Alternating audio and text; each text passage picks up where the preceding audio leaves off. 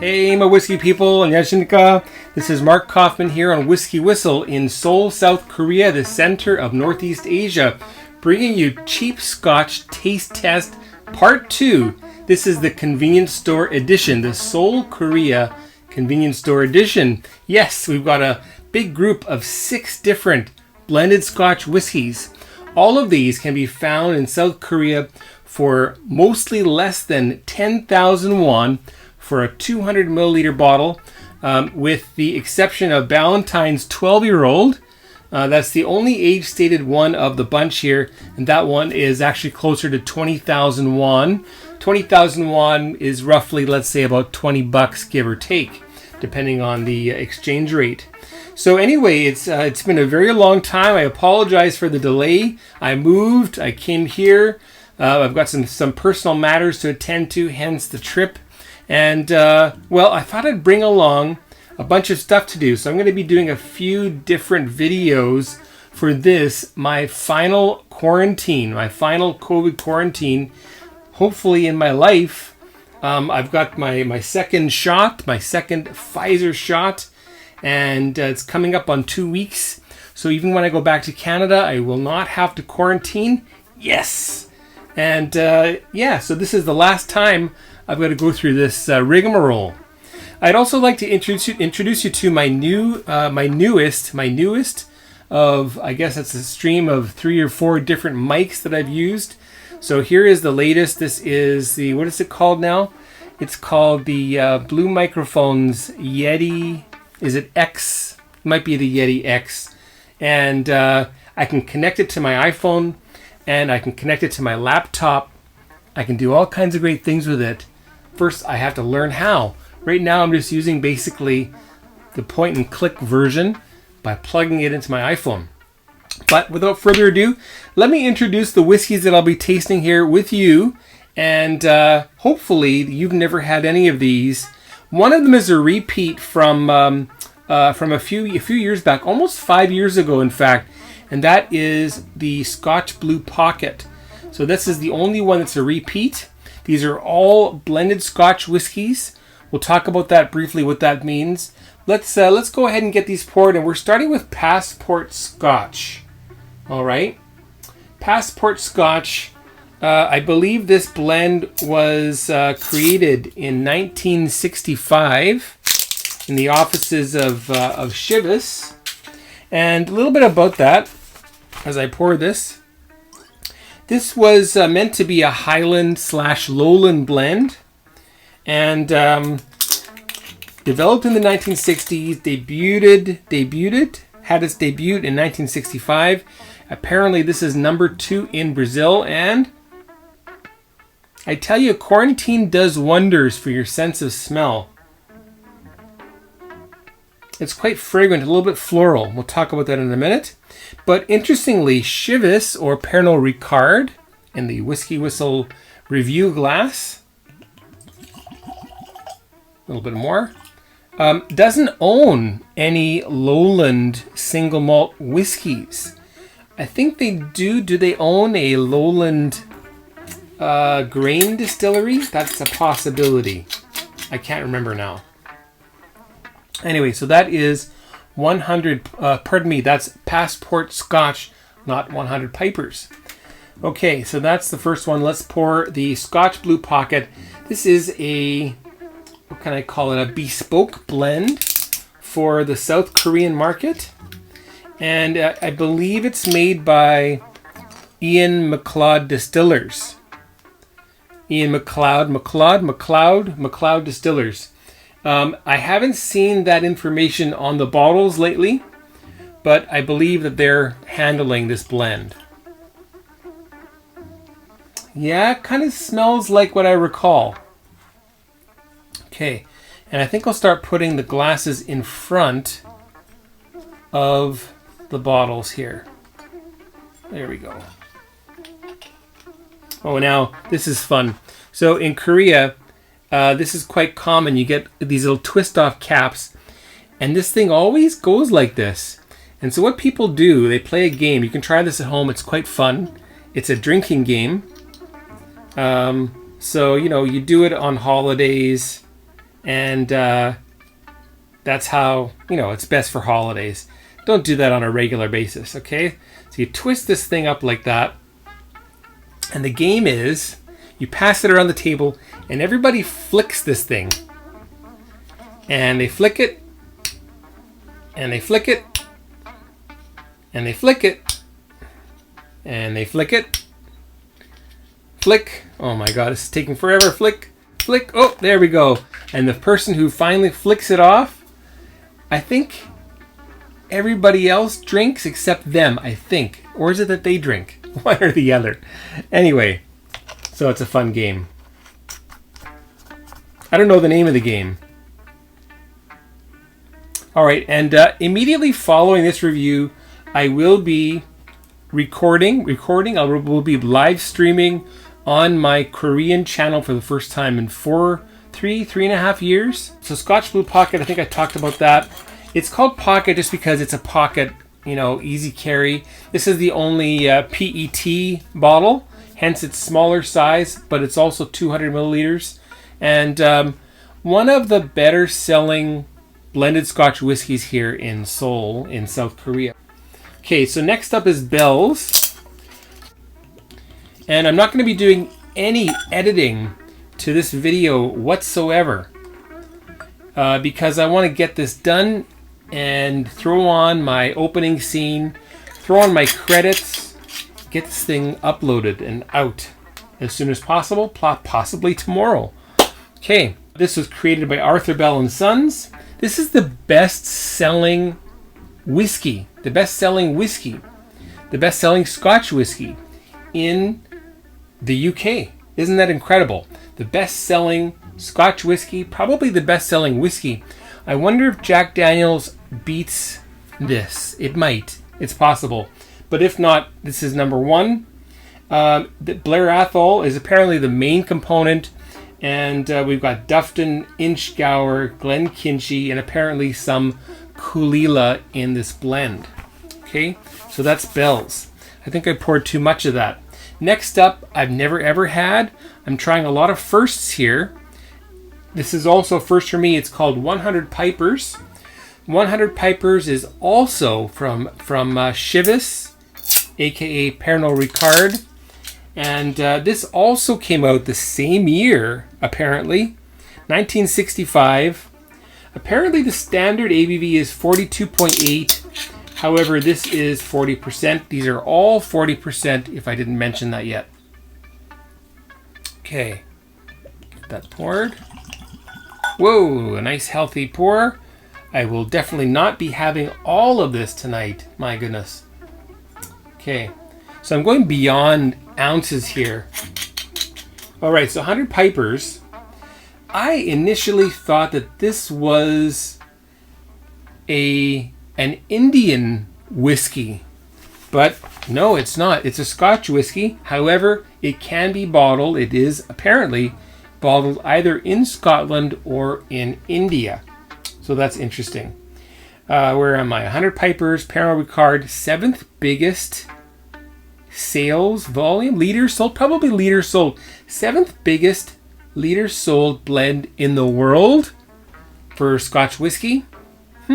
Interesting. And apparently this features Altabane. I don't know if I'm saying that right. Altabane. It looks like Altabian. Anyways, Altabane is the featured whiskey. 25 to 30 whiskeys in this blend. I mentioned bottled in Scotland or India. Apparently number 2 in Asia and number 1 in Thailand. So a lot of these are respectively the top performers in their primary market. We'll talk a little bit about that as well. Pardon me. Okay, so next, another first. And this one also is from Diageo, I believe. Black and White, Diageo. Okay, so we have Black and White. James Buchanan's Black and White.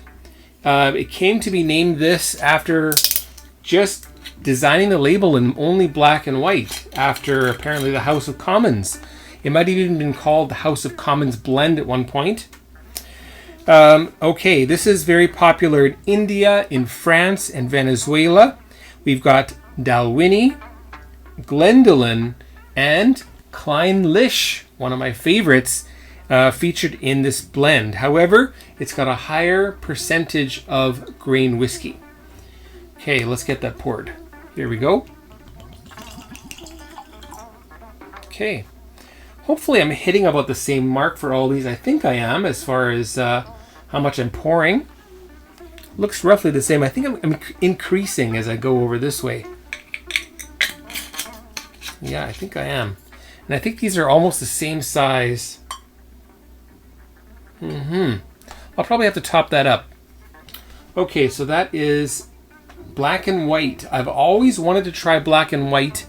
This is a blend that came out in 1884. So it's got a very, very long history. Okay, so I'm going to top that up a little bit. Especially this one. Really curious about this passport. And one of the things that I want to talk about is the fact that you can't get all of these. If you are in Midwestern USA, or if you're in a little town in Saskatchewan in Canada, if you happen to be in a small town in France, these are not all available to you. And we have some overlap here. We have, how many Diageo do we have here? We've got two Diageo. We've got 3 Pernod Ricard. And then we've got, what do we have? We have Scotch Blue, the Korean only, Korean market blend. And I think that's it. So, you know, you can get Ballantine's Finest in Canada, but why can't you get these other ones? I think it's because these big conglomerates don't want to compete with themselves if they don't have to. So if a blend is already well established in a country, for example, like Bell's, then they're going to have Bell's, and they're going to have Red Label, and they're also probably going to have something like White Horse, all available in the same market. And that's because they have particular consumers, particular groups of buyers that are very loyal to those brands. However, when you go into a new market, there's no reason to flood that market with all of your blends. You stick to one, you ramp up the marketing for that blend, and that's how you get that blend established as a piece of the pie of that market, I guess. Anyway, so let's get this poured. And for these big companies, this also gives them, let's say, a little bit of ebb and flow, the rise and decline protectant. What's the word I'm looking for? Every brand rises in fame and declines. It's got a periodicity to its popularity. And by bolstering their lineup with multiple blends, they're able to prevent massive changes in their income, in their sales, their total sales for the whole company. I guess that's the idea. Black and White, by the way, came with this nice little booklet with all kinds of drinks to make, so that's kind of neat. This is pretty new to the Korean market, so I'm really happy to see that. And I'm going to take a bit of coffee first, and a bit of water, and we'll get started. We're starting from Passport and going all the way over to basically the dessert, which I expect to be the finest of this blend, this table full of blends, and that is Ballantine's. They were out of Ballantine's Finest, and I'm okay with that because I did that before, and I didn't want too much overlap from the last Cheap Scotch Taste Test, which came out, I think, October 16, 2016. Please check it out. Okay, so Passport Scotch, let's give that a whiff. I found it very fragrant. It's fruity, it's got vanilla. I don't get any peat or smoke whatsoever. And it really does a little bit grassy, a little bit of very light citrus. We have ripe pears, and maybe just a little dollop of like an orange liqueur. So very interesting Highland and Lowland blend. I can see where they're going with this.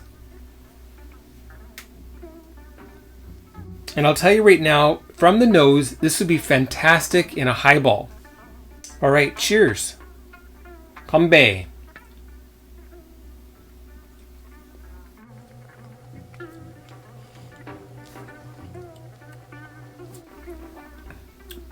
On the palate, we have caramel apple, maybe caramel pear, if there could be such a thing.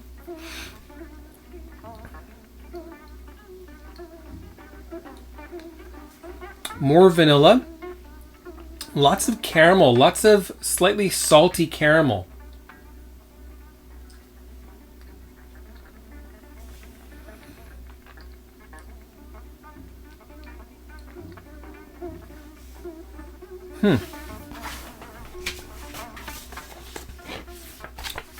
It's actually nicely malty, and the grain in this case really blends in flawlessly here. So it's really interesting that that as a blend, though it's certainly a regional flavor, we don't have the smoke of Islay, we don't have the heavy kind of tar-like, mushroomy, savory Campbellton. We've got essentially Highland and Speyside, I believe. There could be a little bit of Lowland in there, but probably not much. And I can see the fruit flies are coming for my whiskey. Okay.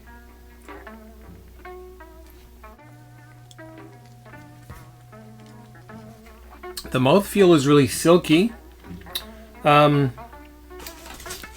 These are all colored, but I noticed that some of them actually are lighter than others.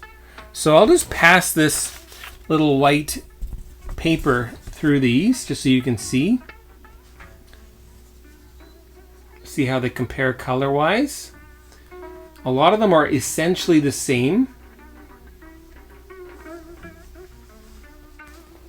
Well, anyway, I'm going to give it a final sip here. And I'm not going to be adding water here. These are already at drinking strength.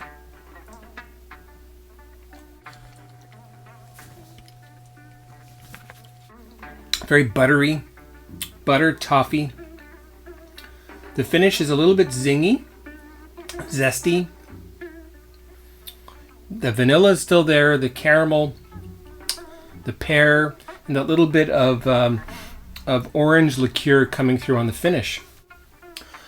I have to say, the finish is quite long, and I'm pretty impressed with this.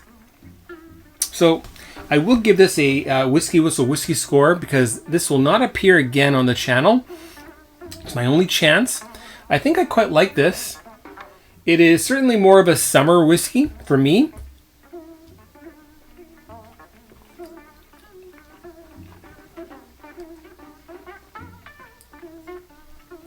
And I could see that working in a lot of cocktail creations. So give that a try if that's in your market area. Even if you happen to be a single malt whiskey lover, even a single malt whiskey snob, I know some of you are out there.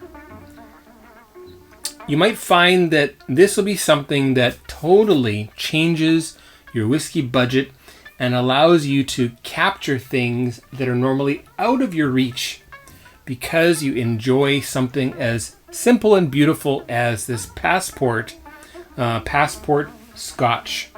So Passport Scotch, blended Scotch whiskey. Well, let's give that a Whiskey Whistle whiskey score for Passport Scotch, blended Scotch whiskey. What is that going to be, folks? It's going to be 81 out of 100.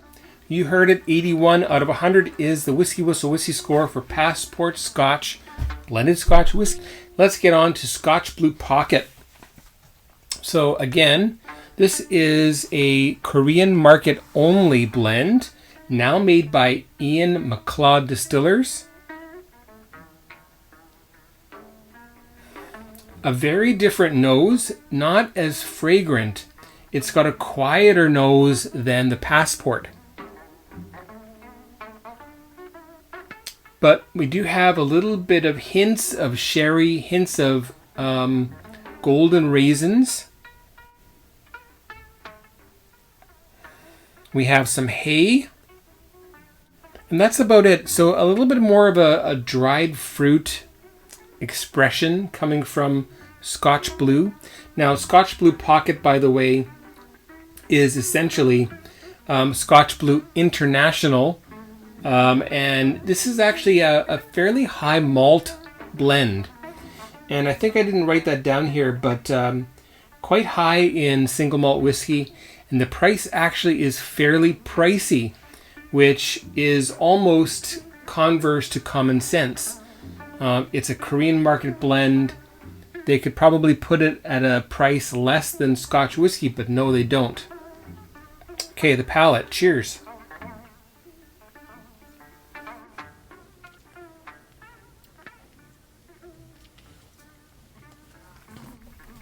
Some nice chewy raisins. A good bit of toffee.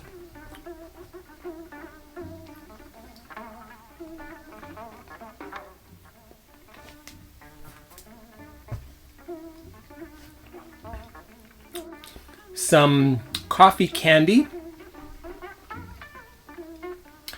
And it's actually very, very rich. This is a really, really rich blend.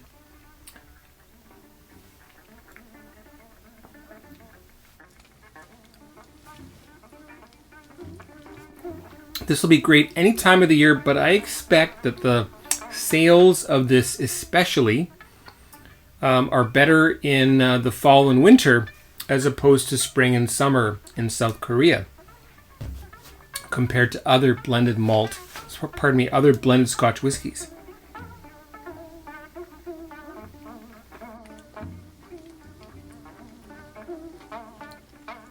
Super rich. I'm really quite impressed with this.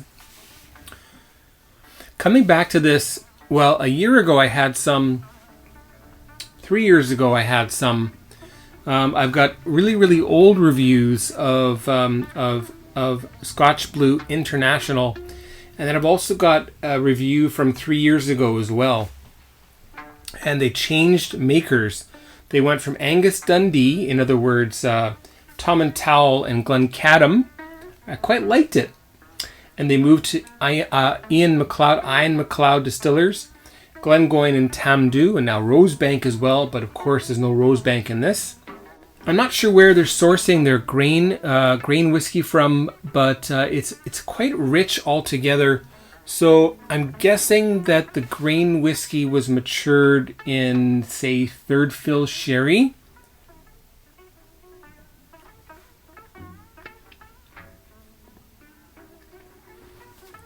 And the malts also matured in second or third fill sherry.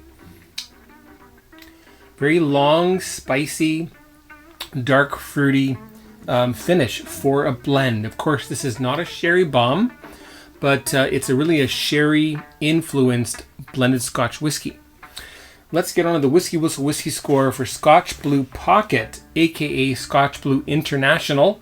What is that going to be, folks? It's going to be 82 out of 100. You heard it, 82 out of 100 is the Whiskey Whistle Whiskey score for Scotch Blue Pocket.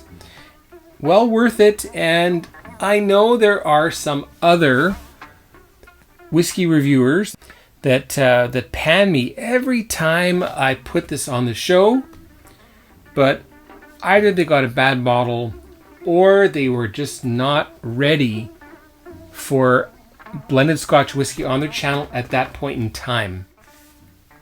You know, I think when you see how certain renowned reviewers like Serge at Whiskey Fun,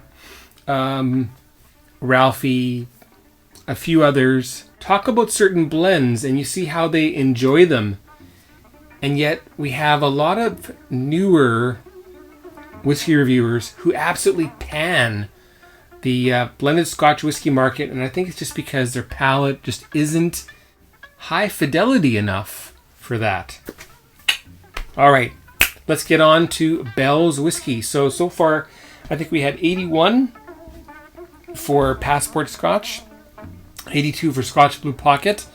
Let's check out Bell's. 1, 2, 3. There we go. Number 1 in UK. And it's amazing how different. I mean, it's different altogether.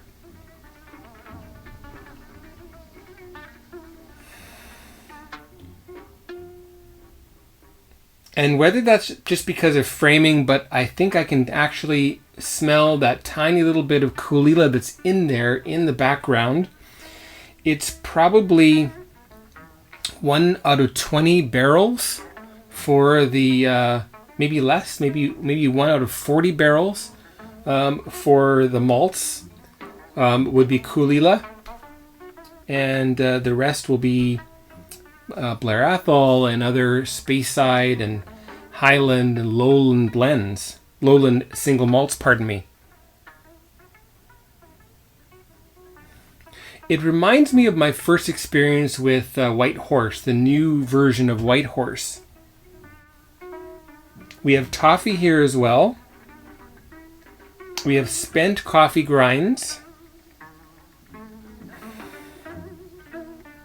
We have some classic, Canada's favorite orange Pico tea, which has nothing to do with orange.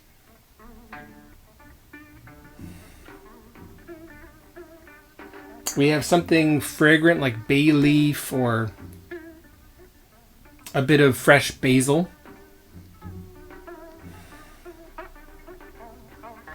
And a mix of sherry and bourbon and refill. The grain whiskey doesn't jump out at me, but I know it's there. It'll just be simply well incorporated. And I'm guessing in order to be number 1 in the UK, they'll have to use top-notch wood for the grain whiskey in order to blend and work well together with these flavorful malts.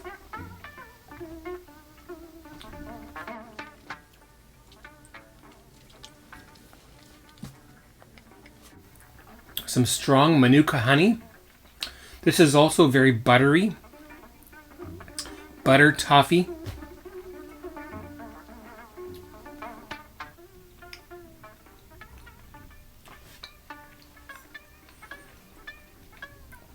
A bit of maple walnut ice cream.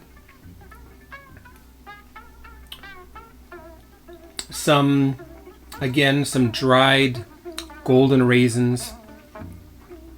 Again, telling me that we have a bit of sherry in this blend as far as the wood goes.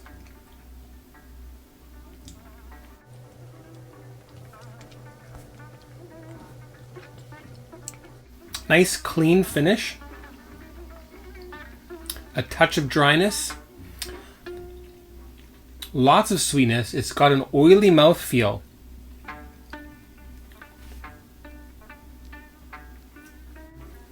That whiff of peat coming through.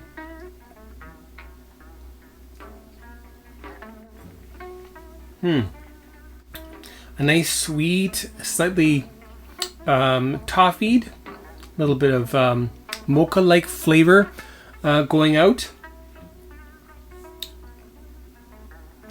Really flavorful finish, and I think that's probably part of the reason why this is just such a huge seller in the UK. So on to the Whiskey Whistle Whiskey score for Bell's. Bell's Blended Scotch. What is that going to be, folks? It's going to be 81 out of 100. You heard it, 81 out of 100 is the Whiskey Whistle Whiskey score for Bell's. All right, let's segue right into the 100 Pipers. 1, 2, 3, 4. Here we go. 100 Pipers. Number 7 in the world, apparently.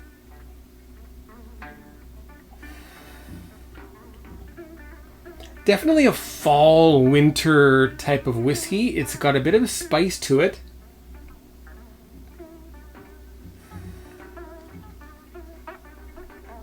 I'm getting something a little bit herbal coming in this 100 Pipers. So it's got a herbal, spicy, very toffeed type of nose here.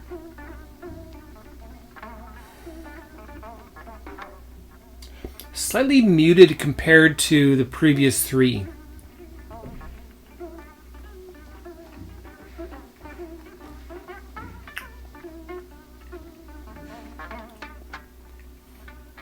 On the palate, we have lots of buttery toffee.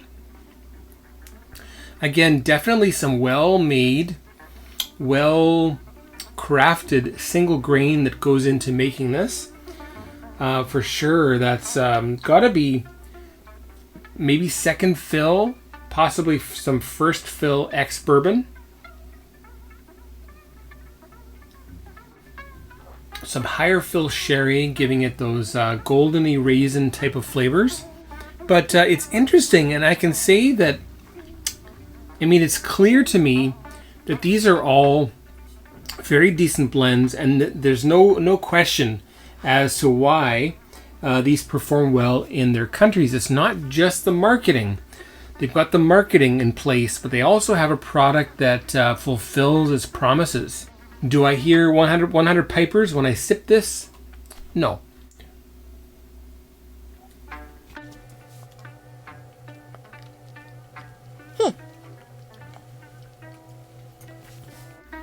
A very competent blend, very flavorful, and I have to say, I'm very impressed with all of these.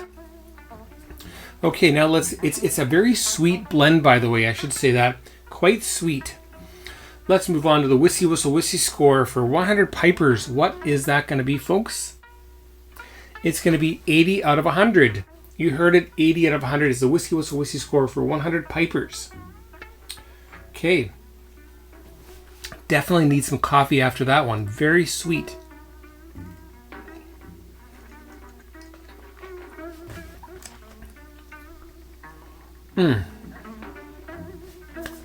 Now, I am so excited to try black and white. I've heard about this forever. I've never ever had a chance to try it. So really looking forward to it.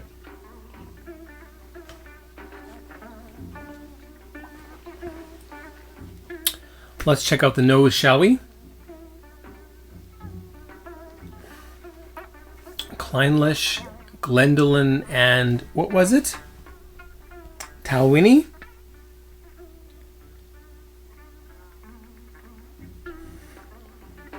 Definitely.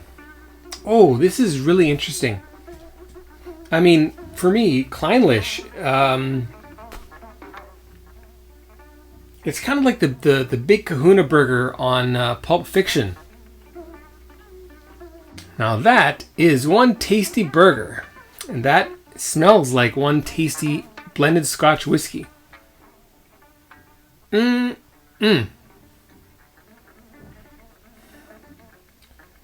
So the Clynelish is adding some slightly lemon pithy, citrusy, waxy flavors, waxy scents in the nose.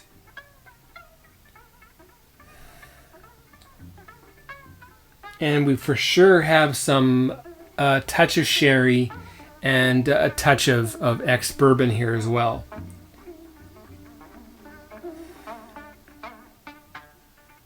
Very interesting. It's got more going for it than everything we've had so far on the nose. We have a bit of something floral. We have a bit of strawberry.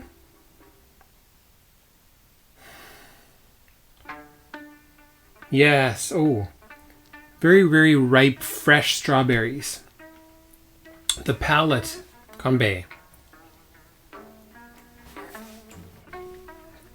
Not quite as complex on the palate as the nose, but when you swish it around in your mouth, you do get a sense of its increased complexity, despite being a higher percentage grain blend. And that's got to be some very, very nice single grain or grains that are going into this this whiskey.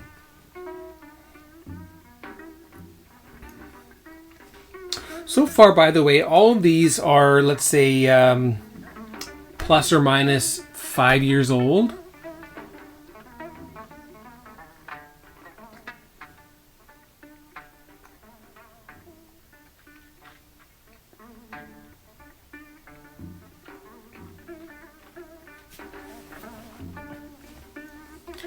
A bit of grain, like corn flakes. Those nice raisins in there. And we still get a tiny little, almost unnoticeable amount of waxy, lemon pithy Clynelish coming through. For sure, the nose is the very best part of this whiskey, but the palate doesn't disappoint too much.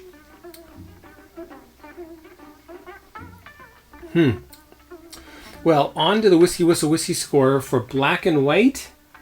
Again, this is from Diageo. What is that going to be, folks? It's going to be 83 out of 100. You heard it, 83 out of 100 is the Whiskey Whistle Whiskey Score for black and white. For sure, the my favorite, anyway, of everything else here, number 1, number 2, tied for 3, and in last place by just 1 point.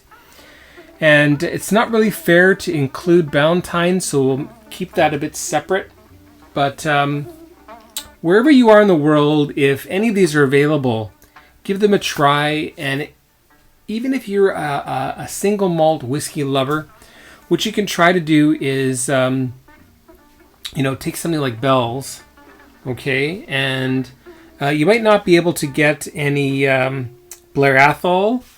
You might be able to through the Flora and Fauna range or an independent bottling, add some more in there, heighten that blend until it hits the point where you are enjoying it, and you might find that it actually ends up helping out your whiskey budget a little bit, and you'll be able to buy some things that you perhaps weren't able to before, because now you are consuming, let's say, a bottle of blended Scotch whiskey perhaps every other month. It's an idea, isn't it? You could also add a bit more Kulila and get something a little bit more peated if that's your thing. Anyway, so an interesting range of basic blended Scotch whiskies. Now let's try the dessert whiskey here, and that is the Ballantine's 12.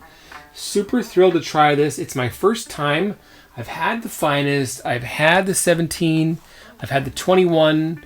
I don't think I've had the 30. I do hope to try it sometime soon. And now they have a 30-year-old, like a higher ABV blend at 51%, which I'm very interested in, but not for 380 US or whatever it is. Okay, so Ballantine's 12, here we go.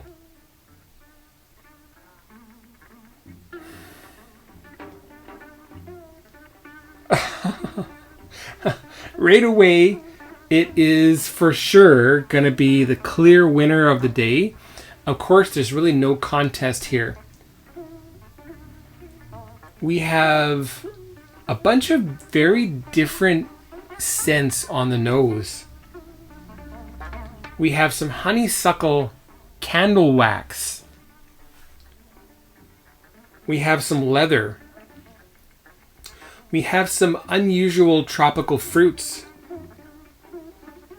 like a bit of dragon fruit, which is very mild, but we have a bit of mango seed. You know, when you're left with a seed and you just suck it because it tastes so good. but you get those that slightly woody-esque note coming from that pit.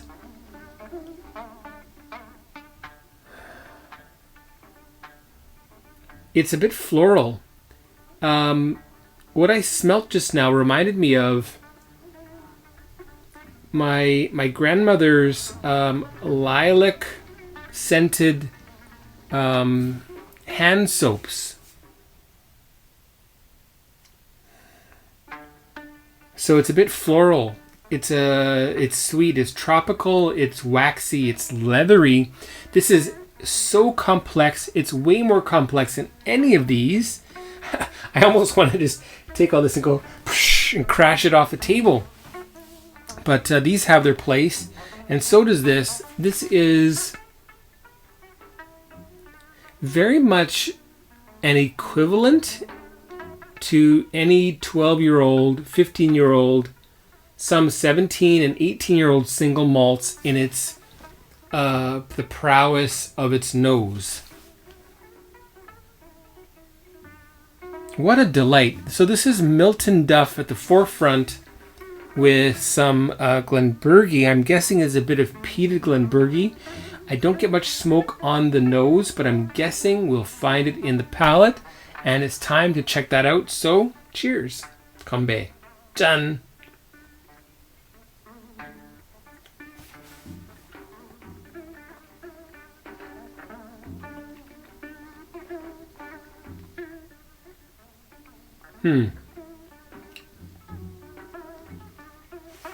Ramped up citrus fruits. Mango for sure. Very delicate wafts of peat, almost unnoticeable. I think we've got peated Glenburgie working in there.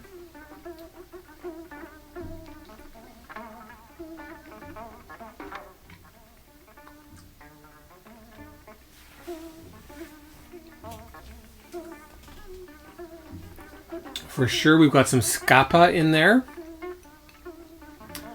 Lightly peated Scapa, a bit of Glenburgie.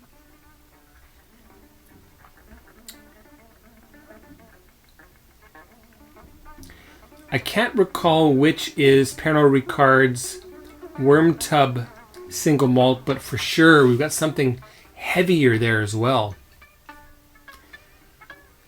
Very much toned down toffee, caramel, single grain.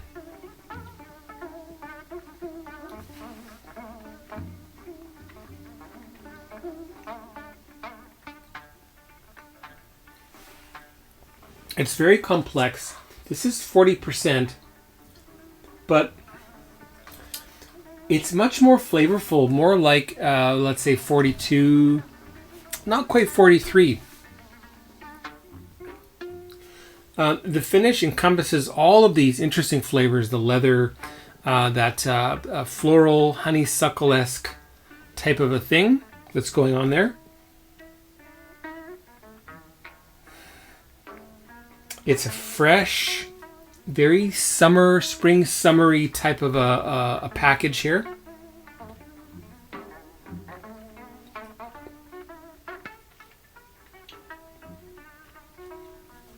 Also would do very well in whiskey highballs. Long finish. Supremely tasty, and for sure the winner today, absolutely. But there's really no contest. All right, on to the Whiskey Whistle Whiskey Score for Ballantines 12. But first, a whiskey hug and a little whiskey kiss. Ooh, very good. I will buy more of this for sure. And if that's available where you are, and you're wondering, it's Ballantines.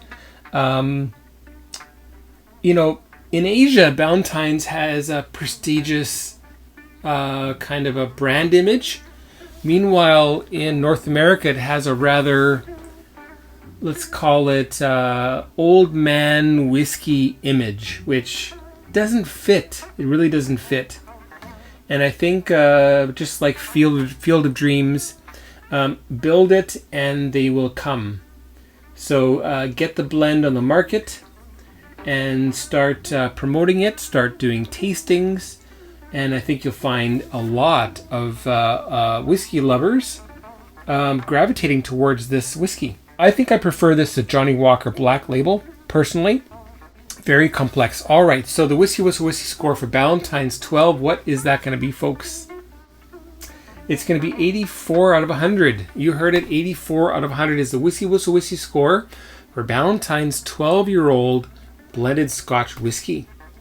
Well, I hope you enjoyed that. A little bit of a updated look into the cheap Scotch end of the whiskey markets. Here's what's available in convenience stores here in South Korea. If you're in Korea, what can I say? 어서 오세요. 구독하시고 꼭 좋아요 클릭해주세요. Please subscribe and hit like. And if you're wondering about these, and if you're also more into malts, give these a try. I think that you'll find one that you like. And it's really nice in Korea that you have all of these available, which I don't have the luxury of getting in Canada. So yeah, thanks for watching. Check me out on Patreon, patreon.com/whiskey whistle. I've got glasses coming out. I'll get those out to all of the patrons in the summer. And if you're in Korea and you join the Whiskey Whistle and Friends Kakao Talk chat group, then get in touch, because I've got some glasses to on offer for Koreans that are local. And thanks to everybody who's watching. Thanks to my family, of course. And well, we didn't get into the chips. I will do that in the Korean live stream, which is to follow. And maybe we'll see you there. Take care, folks. Goodbye now.